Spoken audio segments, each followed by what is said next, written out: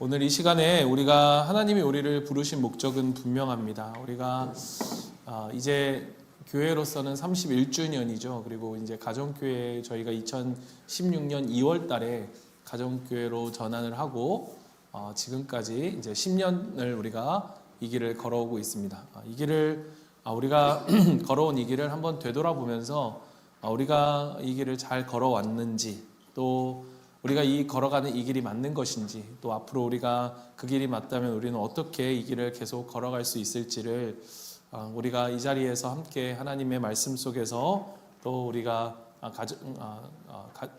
가장 오래된 세교회 가정교회라는 책을 토대로 우리가 함께 배우는 이 자리로 하나님이 우리를 초대하지 않으셨는가라는 그러한 생각이 듭니다. 제가 이 교회에 와서 이제 여러분들과 교제를 하면서 우리 성도님들이 했던 그러한 질문들이 있습니다. 목사님, 계속 가정교회 하실 건가요? 제가 분명히 이제 청빙을 받기 전에 이제 청빙위원회에서 했을 때 그 중에 하나가 가정교회를 할 거냐. 제가 처음 그 질문을 들었을 때 이런 마음이 들었어요. 아니, 가정교회 할 거냐 물어놓고 왔는데 계속 할 거냐. 이거 약간 안 해도 되는데 약간 이런 마음으로 제 안에 들려지는 거예요. 그래서 우리가 가정교회를 계속해서 할 것인가, 이러한 고민을 이제 처음에 우리 원로 목사님과 함께 동역을 하면서 동사를 하면서 그런 생각을 했고, 그러한 가운데 이 가정교회를 배워가며 또 경험해가며 제 안에 있는 그런 확신이 있었습니다. 오늘 설교의 제목이 단순하게 성경을 따르다라고 하는 그런 제목으로 제가 잡고 첫 번째 강의를 하는데요. 여러분, 2026년, 2024년부터인가요? 3년부터인가요? 한국교회 트렌드라고 하는 책을 펼쳐내기 시작했는데요. 그래서 2024년, 2025년, 그리고 2026년에 나온 한국교회 트렌드 가운데 하나가 무엇이었는가 하면 바로 심플 처치입니다. 단순한 교회라는 것이죠. 심플 처치. 오늘날 우리의 삶에서도 이런 심플 라이프, 우리가 단순하게 우리의 삶을 살아가는 것에 대한 그러한 이야기들을 많이 합니다. 그래서 인생을 너무 복잡하게 살지 말자. 정말 중요한 심플 라이프, 단순하게 여러 가지 거추장스러운 것들을 걷어내고 심플 처치라고 하는 것은 정말로 본질에 집중할 수 있는 그러한 교회. 다시 말하면 오늘 이 제목과 똑같을 것 같습니다. 그러니까 단순하게 성경을 따르는 거예요. 오늘 많은 이야기들이 우리 가운데 있겠지만 여러분 다 잊어버려도 요 하나를 우리가 기억해야 합니다. 우리가 가정교회를 하는 이유가 뭘까? 여러 가지 이유가 있겠지만 그 이유가 무엇일까요? 단순하게 성경을 따르는 것이기 때문에. 그러니까 다시 말하면 성경이 하라면 하는 것이고 성경이 하지 말라면 안 하는 거예요. 그러니까 오늘 우리 성경 속에서 우리가 걸어가는 이 길이 정말로 성경을 따라가는 길일까? 하나님이 기뻐하시는 교회, 하나님이 꿈꾸시는 교회의 모습을 따라가는 길일까? 여러분, 이걸 우리가 확인하면 되는 겁니다. 그래서 제가 책을 6부로 되어 있는 책을 오늘은 1부에 관한 내용들을 여러분과 나누고요. 그 다음에 2부 그리고 3부 이렇게 쭉 이어서 나가도록 하겠습니다. 그래서 책이 있으신 분들은 오늘 돌아가셔서 1부에 관한 책을 읽으면 되고요. 다음 주에 오시기 전에 2부에 해당하는 그러한 책의 면들을 같이 읽어오시면 더 도움이 될 것 같습니다. 우리의 마음속에 아까 이야기한 것처럼 이 가정교회 우리가 계속 해야 하는 것과 꼭 해야 하는 것일까? 우리가 제대로 하는 게 맞을까? 이러한 마음들 속에 한편으로는 그냥 던져보는 말일 수도 있겠지만 또 한편으로는 우리의 마음속에 있는데 차마 입으로 내지는 못하는, 그런데 여러분 그 마음이 어떤 마음이든 여러분 우리가 부끄러워할 필요는 없다라는 생각이 듭니다. 왜냐하면 이런 생각들이 우리에게 찾아오는 것은 이상한 일이 아니다라고 생각하기 때문입니다. 오히려 우리에게 이러한 낙심이, 이러한 마음들이 찾아올 때 우리로 하여금 더욱더 주님을 붙들게 하기 때문이기도 합니다. 그래서 오늘 이 가정교회에 대한 우리가 시리즈 설교들을 우리가 함께 나누고자 하는데요. 단순하게 성경을 따르다라고 하는 이 제목, 우리가 붙잡으려고 하는 것은요, 새로운 방법이 아닙니다. 오늘 참 이 교회, 이 책의 제목이 정말로 저에게 신선하게 다시 한번 들려져 왔던 것은, 여러분 가장 오래된이라고 하는 것은 뭐예요? 가장 오래된이라는 올드라고 하는 그러한 형용사와 또 새, new라고 하는 이 이름이 한 문장 안에 동일하게 들여져 있다는 거죠. 가장 오래된 교회면 오래된 교회고 새 교회면 새 교회인데 가장 오래된 새 교회, 그게 바로 가정교회다. 정말로 이름을 잘 지었지 않았나 이런 생각이 듭니다. 그러니까 가장 오래된 새 교회, 곧 우리가 추구하는 교회는 무엇이냐? 신약교회의 회복이라는 거예요. 신약교회의 회복. 우리가 오늘 사도행전 2장을 보면요, 초대교회의 삶이 이렇게 요약되어져 있습니다. 42장에 보면 그들은 사도들의 가르침에 몰두하며 서로 사귀는 일과 빵을 떼는 일과 기도에 힘썼다. 그리고 46절에 보면 그들은 날마다 한 마음으로 성전에 열심히 모이고 집집이 돌아가면서 빵을 떼며 순전한 마음으로 기쁘게 음식을 먹고. 여러분, 지금 초대교회의 성도들, 처음 교회로 불려지는 그 사람들이 어디에 모입니까? 성전에 모였습니다. 그리고 또 어디에 모였습니까? 집집이 돌아가면서 모였다라고 되어 있습니다. 그러니까 집마다 돌아가면서 그렇게 그들이 모임을 가졌던 거예요. 그곳에서 무엇을 했는가? 우리가 보는 것처럼 사도들의 가르침에 몰두했다. 그들이 예배를 했고요. 빵을 뗐다. 그들이 함께 밥을 먹었습니다. 그들이 삶을 나누었고요. 그들이 함께 기도했습니다. 복음을 나누었고 그 안에 섬김과 훈련이 일어난 거예요. 여러분, 여기서 우리가 중요한 그런 한 가지를 우리가 생각해 보게 됩니다. 무엇인가 하면 이 가정교회, 이 교회를 이끈 사람들이 오늘날 우리가 이른바 말하여지는 그러한 교육자 또는 사역자, 목회자라고 하는 그러한 사람들이 아니라 평범한 그리스도인이었다라는 거예요. 그러니까 오늘날 일반적인 교회처럼 성직자들, 우리가 교육자들, 목회자들이 사역을 하고 그것을 청중들은 바라보고 따라오는 그러한 구조가 아니라 모든 성도들이 하나하나가 사역자가 되어지는 그러한 공동체였다라는 것입니다. 여러분, 이것을 우리가 정말로 다시 한번 생각해 봐야 돼요. 그러니까 성경에서의 교회의 모습, 처음 교회의 그 모습이 뭐냐? 목회자가 사역자가 아니라 평신도. 사실 평신도라는 이름 자체는 목회자라는 이름 때문에 생겨난 이름이죠. 사실 평신도라는 이름은 존재하지가 않습니다. 그러니까 모든 성도들, 모든 사람들이 사역자고 목회자는 뭐냐? 그러면 그들을 잘 사역하도록 돕는 사람들이 바로 목회자였던 거죠. 그래서 목회자는 교회를 성도들이 봉사하고 섬길 수 있도록 그들을 세워주는 역할. 그래서 바울의 역할은 교회를 세우고 그 안에 그 성도들이 교회를 잘 섬기게 세워준 다음에 어떻게 합니까? 또 교회를 나아가 교회를 개척하고 이러한 사역들을 했지 않겠습니까? 그래서 가정교회에 우리가 목회적 리더십뿐만 아니라 우리가 리더라는 역할을 가진 목자와 목녀가 됐든 무엇이 됐든 그 리더라고 했을 때 그 리더십의 정의를 어떻게 내립니까? 다른 사람을 성공시켜주는 리더십이다. 여러분, 다른 사람을 성공시켜주는 리더십, 그게 바로 가정교회가 갖는 리더십인 거예요. 여러분, 이 가정교회라는 이름은 우리가 멋있어 보이려고 붙이는 그런 브랜드가 아닙니다. 우리가 가정교회를 선택한 그러한 중요한 이유는 성경의 일반적인 교회의 모습, 어떤 특수한 교회의 모습이 아니라 성경에 나오는 일반적인 교회를 따르려는 그러한 마음 때문에 우리가 이 가정교회를 선택한 거죠. 그래서 우리는 무엇보다 가정교회가 정확히 무엇이냐라는 그러한 정의를 우리가 함께 좀 내려야 할 텐데요. 이 책은 이렇게 말합니다. 신약성경에서 교회라는 말의 언어에 대한 그러한 설명을 이야기하면서 이 교회는 넓게 사용되었던 언어이다. 그러니까 이 교회라 했을 때 예수님을 주로 고백하는 공동체를 교회라고 부르기도 하고, 때로는 단순히 교회 모임뿐만 아니라 그러한 단순한 모임 속에서도 우리가 에클레시아, 이 교회라는 단어가 쓰이기도 했다라고 이야기합니다. 즉 성경에서의 교회는, 여러분 중요한 거, 성경에서의 교회는 무엇보다 무형의 교회라고 하는 거예요. 즉 교회란 모임인 거예요. 두세 사람이 모인 곳에 나도 그들 가운데 있겠다라고 하는 것처럼 그러한 무형의 교회, 그 모임이 바로 교회라는 것입니다.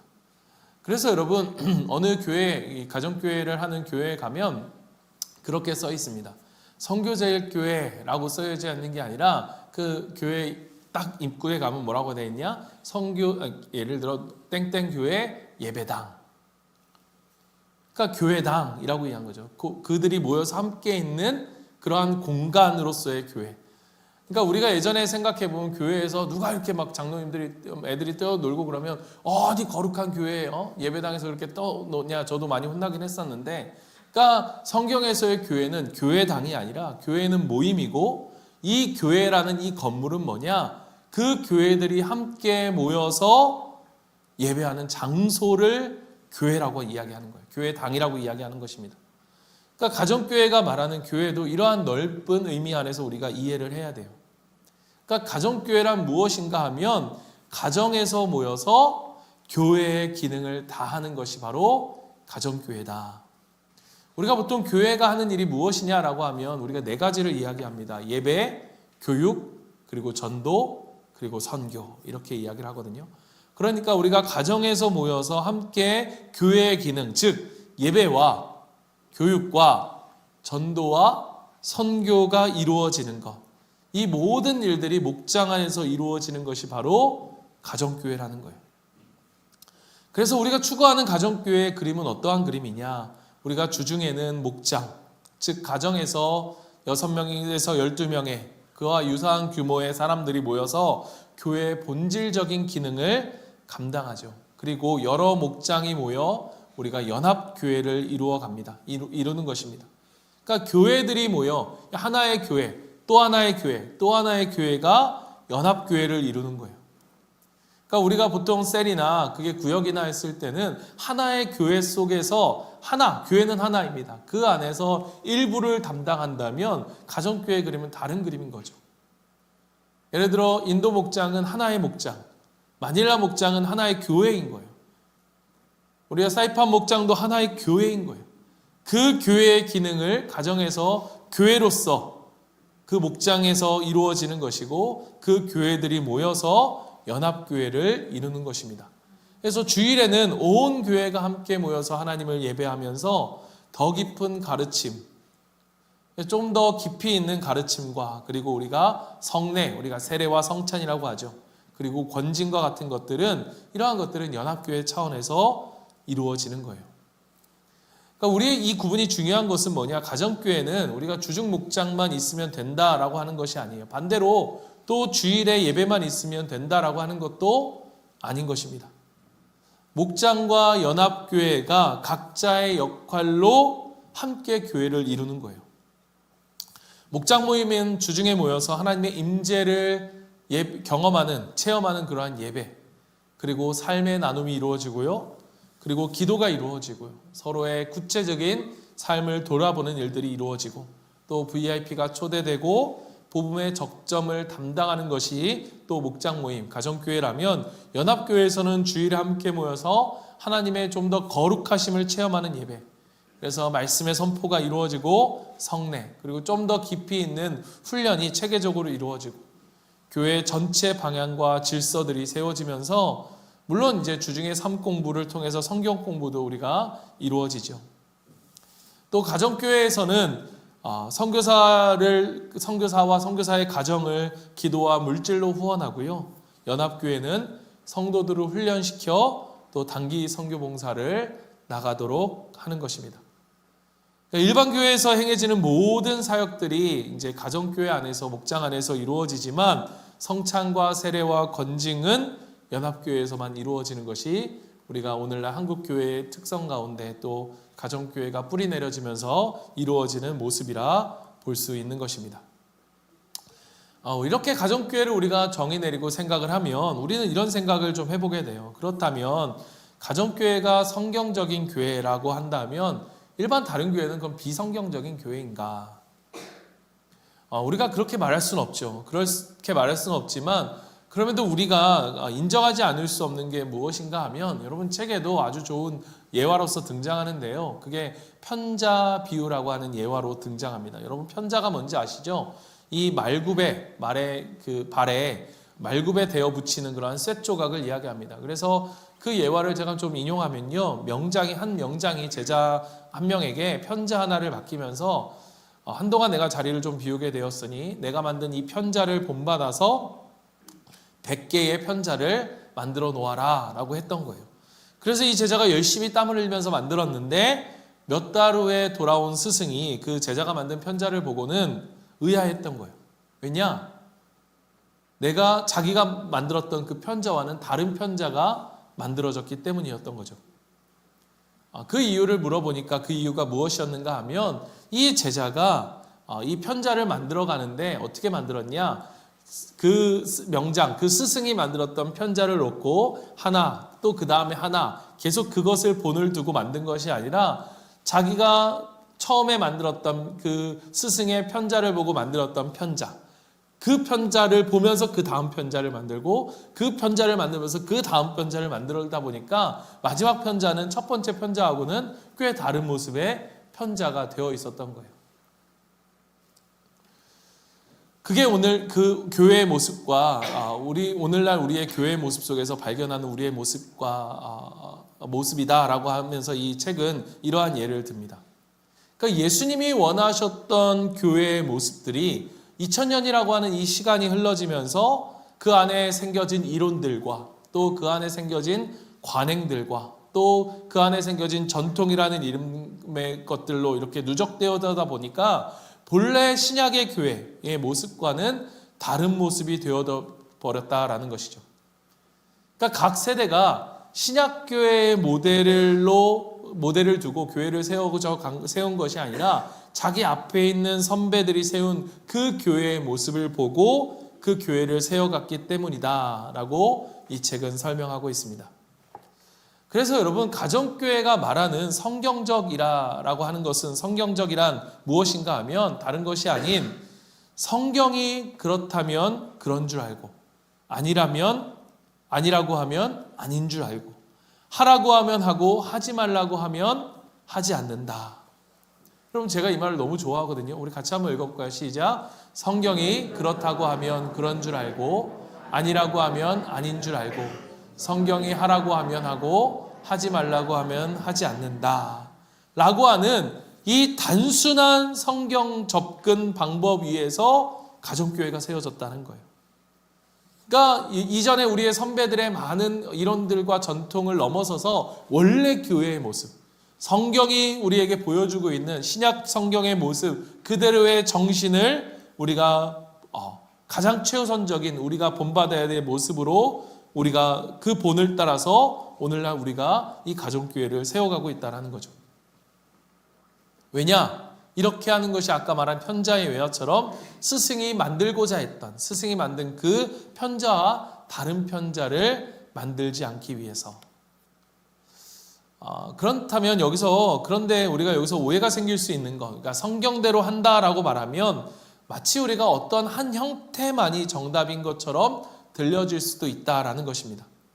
그러나 여러분, 생각해 보면 신약교회는요, 천편일률적 형태가 아니었어요. 그러니까 딱 어떠한 한 형태만이 존재하는 건 아니었어요. 여러분, 사도행전만 봐도 그렇죠. 교회에 따른, 그 지역에 따른 그러한 상황에 따라서 교회의 모습이 달랐다는 거예요. 그러니까 어떤 곳은 지도자를 장로라고 불렀고 또 어떤 곳은 그 지도자를 감독이라고 불렀습니다. 그러니까 예루살렘 교회와 안디옥 교회와 로마 교회와 고린도 교회와 그러한 교회들이 서로의 분위기와 그러한 구조들이 조금씩 달랐다는 거예요. 그래서 우리가 신약교회를 회복한다는 것이 어떤 형태적인 특성을 복제하는 것, 그대로 복사해 나는 것에 우리가 매달리자라고 하는 것을 말하는 것이 아니라 주님과 사도들이 세웠던 교회의 정신을 붙잡아야 한다는 거예요. 정신을 붙잡아야 된다. 그 정신을 이 책은 세 가지로 이야기하는데요. 여러분, 우리가 이걸 잘 기억해야 됩니다. 첫 번째는 뭐냐? 유동성. 두 번째는 다양성. 마지막으로 신축성입니다. 그러니까 유동성이라고 하는 것은 무엇인가 하면 우리의 지금 모습이 정말로 주님이 원하시는 모습인지를 끊임없이 성찰하고 수정하는 거예요. 그러니까 우리가 다른 것이 아니라 정말 지금 우리의 삶이, 우리가 개인적으로 이야기한다면 지금 나의 삶이, 지금 나의 가정이, 지금 나의 모습이 정말로 주님이 원하시는 모습인가를 우리가 끊임없이 성찰하는 것처럼, 성찰해야 되는 것처럼 교회도 마찬가지라는 거예요. 교회 기관들도 마찬가지라는 거예요. 우리가 무엇을 끊임없이 계속 성찰하고 그리고 수정해 가야 되느냐. 우리가 유동성이라고 한다라고 하는 것을 이랬다 저랬다 말하는 것이 아니라 하나님이 정말로 원하시는, 지금 우리의 모습이 정말로 하나님이 원하시는 모습인지를 우리는 끊임없이 성찰해야 된다는 거예요. 그리고 그것에 맞추어서 우리의 모습을 교정해 가는 거죠. 두 번째는 다양성입니다. 다양성. 이 다양성은 지역과 문화, 사람의 상황에 따라 표현과 운영이 달라도 본질을 지키는 그러한 태도가 바로 다양성이에요. 그러니까 우리에게 중요한 건 뭐예요? 본질인 거죠. 그리고 이 본질을 지키는 안에서 우리나라의 가정교회와 또 이 가정교회가 지금은 많은 곳에, 많은 나라에 세워지고 있는데, 최근에는 몽골 지역에도 많은 가정교회들이 세워지고 있고, 아프리카 지역에도 우리 선교사님이 이전에 지금 소망목장에 함께 협력하고 있지만 말라위에도 가정교회가 세워지고 있고, 그렇게 가정교회의 모습은 그대로 똑같은 형태의 모습이 복제되어지는 것이 아니라 그 나라의 지역의 문화와 상황에 따라서 달라질 수 있지만 무엇은 같아요? 본질은 같다는 거예요. 그러한 다양성. 그리고 마지막에는 우리가 신축성을 이야기할 수 있죠. 신축성은 무엇입니까? 여러분, 우리가 참 어려운 이야기인데요. 성령의 인도하심을 따라서 필요하면 버리고 필요하면 보강할 수 있는 태도인 거예요. 이게 우리에게 신축성인데요. 여러분, 정말로 이게 성령이 원하시는가? 우리가 무언가를 할 때에도 정말로 하나님이 원하시는가? 성령이 원하시는가에 민감할 수 있는 것. 이게 굉장히 중요한 거죠. 근련의 여러 가지 좀 일들을 제가 이렇게 목회를 이렇게 경험해 가면서 느꼈던 중요한 한 가지 중에 하나가 바로 이것이었습니다. 정말로 성령의 인도하심에 따라서 기꺼이 버릴 수 있는가? 성령의 인도하시라면 기꺼이 필요하면 우리가 이전에 하지 않았던 것이라도 할 수 있는가? 어떤 틀에 갇히지 않고 그 성령의 인도하심에 따라 필요하면 버리고 필요하면 보강할 수 있는 그 신축성. 그러니까 이 최영기 목사님이 만날 때마다 강조하시는 것 중에 이것이 바로 이 가정교회 세 가지 정신을 늘 항상 이야기를 하시더라고요. 가정교회는 유동성과 다양성과 신축성을 잃어버리면 안 됩니다. 라는 이야기들을 굉장히 강조하십니다. 왜 이렇게 중요할까를 생각해 보면 그동안 한국교회의 모습, 우리의 모습이 그래 왔기 때문이에요. 가정교회는 그럼 다를까? 여러분, 가정교회도 마찬가지겠죠. 10년, 20년, 우리는 이제 10년 걷고 있지 않습니까? 20년, 30년을 걸어왔던 교회들도 있지 않습니까? 그렇게 걸어오다 보면 우리도 모르게 우리도 우리의 방식이 굳어질 수 있다는 거예요. 내 방식, 이것이 마치 옳은 것인 것처럼, 절대 바꿀 수 없는 것처럼 그렇게 우리도 굳어질 수 있다는 것이다. 그렇다면 이 가정교회 역시도 본질을 회복하는 훈련이 아니라 또 하나의 관행이 될 수 있는 위험이 될 수 있다는 거예요. 그래서 오늘 주님은 우리에게 말씀하시는 거예요. 고정된 틀을 지키느라 지치지 말고 본질을 붙들기 위해서 유연해져라.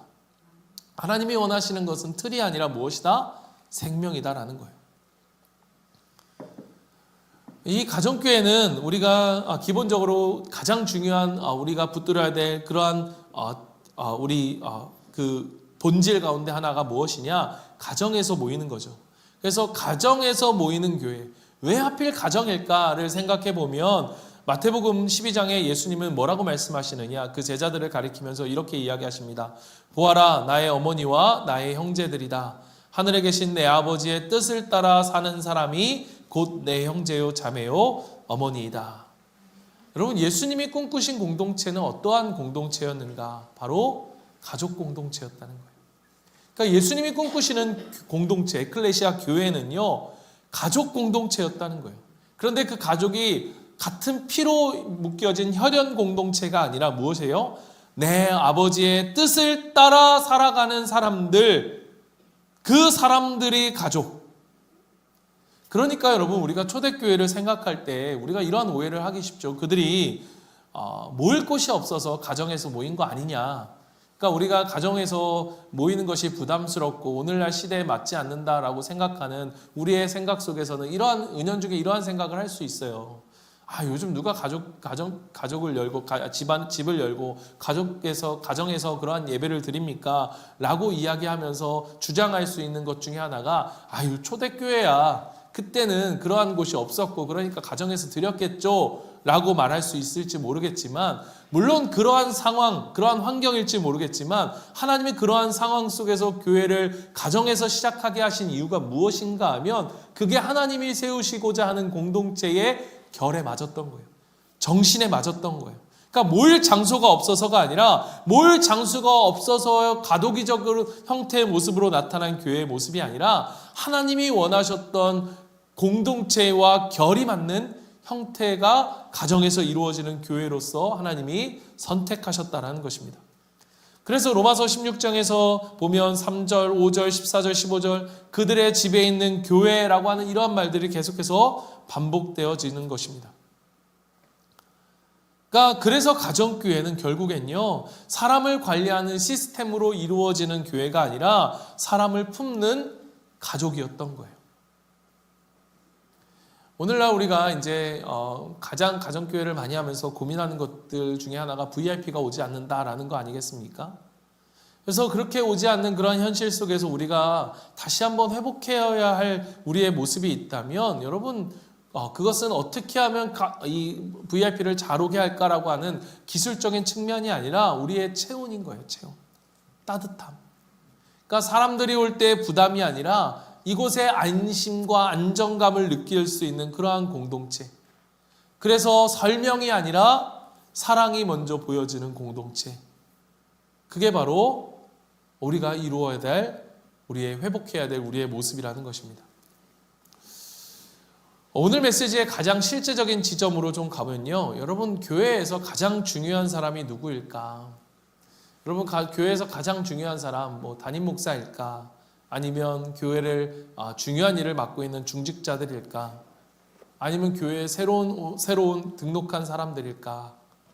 그런데 하나님이 세우시는 교회, 하나님이 꿈꾸셨던 그 교회의 모습, 또 초대교회의 모습을 보면요, 교회에서 가장 중요한 사람은요, 예수님을 믿지 않는 사람이 되어야 한다는 거예요. 그러니까 예수님을 믿지 않는 사람이 교회의 가장 중요한 사람이다. 왜냐? 예수님이 오신 이유가 뭡니까? 모든 사람이 구원을 받기를 원하시는, 모든 사람을 구원하시기 원하시는 것. 그래서 예수님이 오셨고 그것을 위해 교회를 세우셨잖아요. 그러니까 교회를 세우시고 성도를 세우신 이유가 뭐냐? 예수님이 믿지 않는 자들, 그 믿지 않는 자들을 주님 곁으로 부르기 위해 교회를 세우셨고 성도를 부르셨다는 거예요. 그래서 여러분, 우리가 VIP라고 하는 이름을 쓰는 이유도 여러분, 우리가 그냥 VIP가 아니라 뭐예요? Very important person 아닙니까? 제일 중요한 사람, 가장 중요한 사람, 우리에게 있어서 가장 중요한 사람이라고 하는 교회의 본질, 교회에서 가장 중요한 사람은 하나님을 알지 못하는 사람입니다 라고 하는 그 정신을 우리가 이 말 속에서 이미 고백하고 있는 거예요. 그러니까 우리의 시선은 언제나 한결같이 어디에 있어야 됩니까? VIP에 있어야 되는 거죠. 하나님을 아직 알지 못하는 사람들에게 우리의 시선이 있어야 하는 것입니다. 그런데 오늘 우리 교회, 우리 한국 교회의 현실 속에서 참 이 전도는 쉽지 않습니다. 우리의 교회, 우리의 목장도 마찬가지겠죠. 우리가 느끼고 있는 것처럼 참 VIP 전도하는 게, VIP를 오게 하는 것이 참 쉽지 않다라는 것. 그렇다면 우리가 VIP가 오지 않는 것, 그것은 우리가 실패했다는 증거일까? 여러분, 저는 꼭 그렇다고 생각하지 않습니다. 오히려 하나님이 우리를 다시 부르시는 그러한 신호가 아닐까?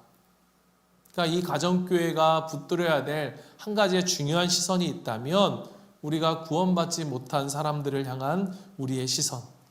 그러니까 우리가 하는 모든 일들이 그 이유가 우리가 영혼 구원하여 제자 삼는다라고 한다면 우리의 모든 것이 그 이유가 되어야 되는 거예요. 우리가 목장을 하는 이유도 뭡니까? 영혼 구원하여 제자 삼는 거예요. 우리끼리 모여서 재밌고 즐겁자고 하는 게 아니라 그게 교회라면 하나님이 교회를 통해 하시고자 하는 일은 무엇입니까? 아브라함을 선택하신 이유가 뭐예요? 내가 너에게 복을 주겠다. 잘 먹고 잘 살아라. 내가 너에게 복을 줄 테니 그냥 좋은 집에 가서 잘 살아라. 이게 아니잖아요. 내가 너에게 복을 줄 테니 너는 모든 사람의 복이 될 것이다. 그게 아브라함을 복 주신 이유잖아요. 그러니까 하나님이 우리의 교회를 세우신 이유, 하나님의 액치 목장을 세우신 이유가 뭘까? 뭡니까? 하나님을 알지 못하는 사람에게 하나님을 알게 하는 것, 그게 이유인 거예요. 그게 이유라면 우리의 모든 교회의 조직, 우리 교회의 모든 사역의 방향, 우리 교회가 나아가고자 하는 모든 사업이 됐든 무엇이 됐든 그 목적은 뭐예요? 영혼 구원하여 제자 삼는 것이 되어야 되는 거예요. 우리가 기도하며 1층 리모델링을 준비하는 그 과정 속에서도 사실 우리에게 가장 중요한 건 뭡니까? 우리 성도들이 교제할 수 있는 장소를 마련하는 것? 조금 더 우리가 좋은 이런 좀 세련된 공간을 마련하는 거? 여러분 그거 아니에요. 뭘까요? 그것도 영혼 구원하여 제자 삼는 것이 되어야 돼요. 최영기 목사님이 그런 얘기를 하셔요. 실제로 책에서 보면 교회 건축을 하는 것, 그것도 영혼 구원하여 제자 삼는 것이라면, 그 이유라면 해야 합니다. 그렇지 않다면 하지 않아야 됩니다. 우리가 그 고민을 계속 던지는 거예요. 우리가 무엇을 위해서 이걸 하고 있는가? 우리 목장이 무엇을 위해 이렇게 모여지고 있는가라고 하는 그러한 모든 것.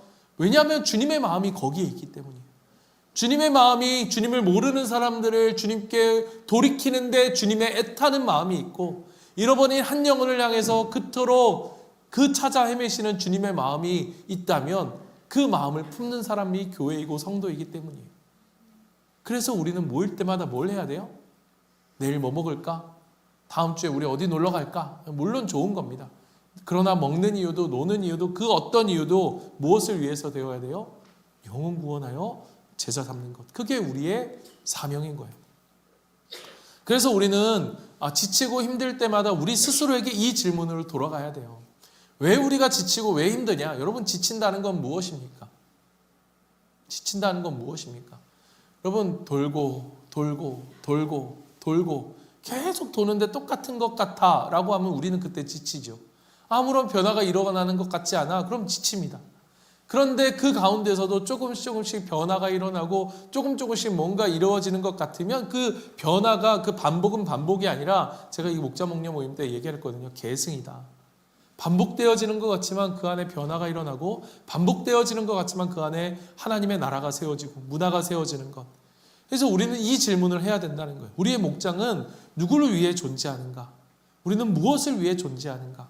그리고 우리의 에너지는, 우리의 목장, 우리 교회의 에너지는 어디를 향해 흘러가고 있는가? 그래서 여러분, VIP는 우리의 그냥 어려운, 우리 목장을 힘들게 하는, 생각만 하면 부담스럽고 힘들게 하는 우리의 숙제가 아닌 거예요. 우리가 회복해야 될 우리의 가장 첫 번째 숙제이고 시선은 뭐냐? 그 한 영혼을 주님이 사랑하시는 영혼으로 바라보는 거예요. 그래서 우리에게 필요한 건 낙심이 아니고 우리의 눈을 들어서 다시 한번 하나님의 시선과 하나님의 마음으로 그들을 바라볼 수 있는 것. 이게 우리에게 중요한 것입니다. 그래서 여러분, 작은 거지만 우리가 실천해야 될 실천들이 있다면, 여러분, 목장 안에서 우리가 가장 저기 마지막으로 둬야 될 일들이 아니에요. 사실 제가 이제 목장을 새롭게 좀 하면서 이 목장 안에서 아직까지는 하지 못했지만, 이전 목장에 한 몇 개월 동안 하면서 저희는 항상 뭘 먼저 했느냐? 제일 먼저 나눴던 게 VIP 나눔이었어요. 왜냐? 제가 몇 번 해보니까 저도 모르게 막 나누다고 재밌다 보면 VIP는 시간이 없어요. 빨리 집에 가야 돼. 집에 가서 기도하십시오 하고 끝내버리더라고요. 그렇게 한두 주, 그렇게 세 주, 그렇게 몇 달이 반복되어지다 보면 어느 순간 우리의 정체성을, 우리의 목적을 잃어버리는 거예요. 우리가 왜 여기 모였지? 그래서 아예 그냥 앞으로 꺼내기로 했어요. 우리의 감사의 제목도, 우리의 기도의 제목도 우리가 VIP부터 시작합시다. 그래서 이렇게 시작하면서 우리 가운데 우리가 VIP를 위해 모이고 있지, 우리가 영혼 구원의 제자 삼기 위해 이렇게 모이는 거지를 인식하게 되고 깨닫게 되고 기억하게 되어지는 것들을 보게 되었어요. 여러분, 이게 너무너무 중요해요. 그래서 우리가 VIP를 작정하고 그들의 이름을 소리내어 기도하고, 그리고 작은 실천들을 함께 목장 안에서 나누어 가는 거예요. 내가 한 주간 이렇게 VIP를 위해 기도했습니다. 한 주간 VIP를 이렇게 섬겼습니다. VIP 마음 안에 이러한 작은 변화들이 있습니다. 변화가 있을 때든 변화가 없을 때든, 그러나 그들을 향해서 그러한 관심과 그러한 것들을 통해서 하나님의 역사가 이루어지는 거예요. 여러분, 구원의 역사는 성령님의 역사입니다. 우리가 할 수 있는 역사가 아니에요. 우리는 결과가 아니라 하나님께 순종함으로 우리가 할 수 있는 최선을 하는 거예요. 그리고 구원은 하나님께 있는 것입니다. 정리를 좀 해보면요, 우리가 이 10년의 가정교회를 하면서 다시 한번 하나님께서 이 수요 기도회를 통해서 이 가정교회, 우리가 다시 한번 우리가 어떤 것인지, 우리가 지금까지 잘 해왔는지, 우리가 앞으로 어떻게 걸어가야 되는지를 돌아본다면, 우리가 다시 한번 출발점 앞으로 돌아간다라고 했을 때 우리에게 가장 중요한 것은 무엇일까라고 생각해 보면 성경을 본으로 삼는 거예요. 하나님의 말씀이 하라면 하는 것이고, 하나님의 말씀이 하지 말라면 안 하는 거예요. 여러분, 우리가 무엇을 본으로 삼고 있는가? 아무리 그 앞에 있는 우리의 전통, 우리의 것들이 그 아름다워 보일지라도 우리가 그 이전에 하나님의 교회의 모습, 우리의 목장이 정말로 하나님이 기뻐하시는 교회라고 한다면 우리의 모습은 어떠한 모습으로 가야 될까? 끊임없이 그 원본을 우리가 대조해 봐야 되는 거죠. 그래야 우리의 목장이 정말로 하나님이 꿈꾸시는 교회가 되는 것입니다. 그리고 우리가 무엇이 되어야 돼요? 가족 공동체가 되어야 돼요. 가족 공동체. 여러분, 가족이라는 거는 힘들 때도 있고 싸울 때도 있고 괴로울 때도 있습니다. 여러분, 지금까지 20년, 30년, 40년 살면서 가족들이 항상 사랑스러우셨습니까? 그렇지 않잖아요. 그렇죠. 싸우기도 하고 다시는 안 볼 것처럼 하지만 또 다음날 밥상머리에 같이 앉아서 밥을 먹고 있고, 집에 들어오면 어디 갈 데 없으니까 다시 들어오고, 그리고 또 있다 보면 어느 순간 또 괜찮고, 물론 이제 가슴 한편에 막 불불 뜰 때도 있겠지만, 그러나 그 어느 때보다도 힘들면 제일 먼저 찾는 사람이 누구입니까? 그래도 남편, 그래도 아내. 애들도 제일 힘들면 누굴 찾아올까요? 엄마를 찾아오겠죠. 그게 가족 아니겠습니까? 여러분, 가정교회를 하다가 목장에 어려움이 없을 수가 있을까요? 저는 없을 수 없다고 생각합니다. 우리가 특히 영적인 공격을 생각해 보면 이거 하나님이 정말 기뻐하시는 일이면 반대로 사단은 너무 싫은 거예요. 사단은 너무 싫다면 어떻게 할까요? 방해를 하겠죠. 공격을 하겠죠. 여러분, 우리가 이걸 생각해 보면 사단이 가장 좋아하는 것은 그런 어려움이 오면 포기해 버리는 거예요. 포기해 버리는 거예요. 그런데 여러분, 이건요, 우리가 이기기 위해서 싸우는 싸움이 아니라 이미 이긴 싸움을 싸우는 거예요. 아무리 긴장되고 어렵고 여러 가지 어려운 복잡한 문제들이 우리 가운데 있어도 여러분, 이 전쟁은 절대 지지 않습니다. 우리가 포기하지 않는 한 이 전쟁은 반드시 이기게 되어 있어요. 그게 우리에게 주신 약속이기 때문이에요. 그래서 여러분, 우리가 무엇을 회복해야 돼요? 가족 공동체로서의 우리의 모습을 회복해야 되는 거예요. 그러한 따뜻함, 그러한 체온을 회복하는 거예요. 그리고 우리가 잊지 말아야 될 세 가지 이야기했죠. 유동성과 다양성과 신축성. 우리가 본질을 붙드는 거예요. 본질을 붙들고 성령의 따르심을, 성령의 부르심을 따라서, 성령의 인도하심을 따라서 우리가 기꺼이 하나님 앞에 순종할 수 있는가? 이게 우리에게 중요한 거죠. 그러한 본질을 지키면서 우리가 계속해서 다듬어 가는 거예요. 틀린 게 있으면 다시 성경으로 돌아가, 이건 아닌 것 같다. 그러면 기꺼이 내 실수를 인정할 수도 있고, 내 연약함을 인정할 수도 있고, 우리가 내가 연약해서 이랬는데 우리가 다시 한번 해봅시다 라고 돌아갈 수 있는 게, 그게 가정교회이고 그게 목장인 거죠. 그리고 우리가 VIP를 위해 존재한다는 사실을 여러분, 우리는 기억해야 합니다. 여러분, 가정교회는요, 새로운 실험이 아닙니다. 새로운 실험이 아니에요. 새롭게 우리가 뭔가 새롭게 해봅시다 이런 게 아니에요. 가장 오래된 교회예요. 가장 오래된.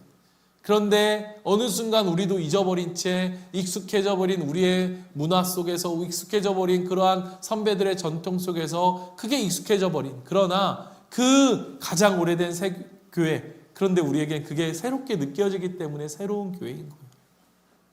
우리에게는 성경대로 신약의 교회의 회복을 우리는 꿈꾸며 나아가는 것입니다. 우리가 10년을 걸어오면서 여러분, 우리가 지쳤죠. 그런 마음이 많이 듭니다. 제가 얼마 전에 이제 목자들을 대상으로 이렇게 설문조사를 해봤는데, 설문조사를 하고 이렇게 결과들을 좀 보면서 느낀 게 뭐냐, 가장 두드러지게 나온 것 중에 하나가 지쳤다라는 거예요. 지쳤다. 그런데 여러분, 지친 것은 끝이 아니라 저는 그렇게 생각해요. 하나님을 다시 한번 우리로 하여금 원점으로 순수하게, 우리가 정말로 다시 정말로 단순하게 성경대로 성경을 따라서 살아가라고 하는 우리로 부르시는 부르심이 아닐까, 그 과정이 아닐까. 그래서 우리가 정말로 말씀을 붙들고 정말로 다시 한번 우리에게 주신 사명을 붙들고 살아가는, 그리고 이 하나님이 우리에게 주신 10년의 과정을 넘어 이제 11년, 12년, 정말 저는 오늘 이 제목처럼 위대한 여정이라고 생각해요. 하나님이 우리에게 걸어가게 하시는 그 위대한 여정을 걸어가는 저와 여러분 우리가 되기를 간절히 바랍니다. 우리 마지막으로 이 이야기만 하고 마칩니다. 우리 아까 성경이 그렇다면 그런 줄 알고 그거 띄워주시겠습니까? 요거 우리가 마지막으로 다시 한번 고백하고 우리 기도하는 시간 갖겠습니다. 성경이 그렇다고 하면 그런 줄 알고, 아니라고 하면 아닌 줄 알고, 성경이 하라고 하면 하고, 하지 말라고 하면 하지 않는다. 아멘. 여러분, 이 말씀을 기억하고 우리가 심플하게, 단순하게, 정말 성경이 그렇다면 그런 줄 알고 살아갈 수 있는 저와 여러분이 되기를 간절히 바랍니다. 아멘.